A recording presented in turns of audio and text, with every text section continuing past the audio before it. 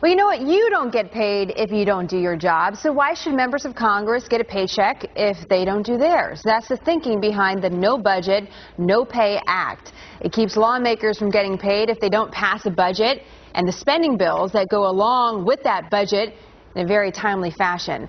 Democratic Congressman Jim Cooper introduced this bipartisan legislation in the House. He just testified before a Senate committee on his new push and is good enough to come and talk to us after that. Congressman, nice to have you today. Thank you. Good to be with you. So why do you think this is going to work? Well, the idea is very simple and it's very fair. As you just stated, if you don't work, you shouldn't get paid. Congress should live by the same rules.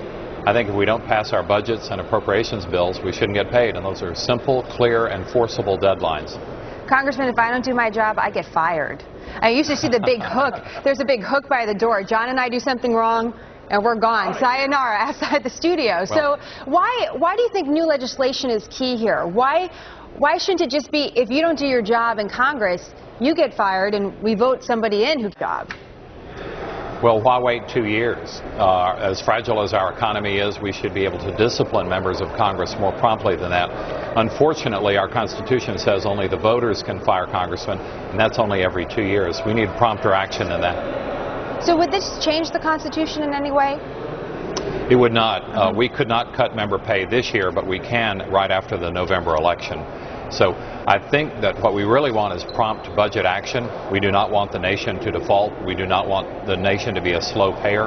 And I think actually if you see this reform, you will see Congress be very prompt indeed, because it would align the interests of all members of Congress. Today, there's some members of Congress who actually benefit from these delays. Interesting. I was looking at what your salary is, and representatives and senators get paid $174,000 as of January 1st, 2009.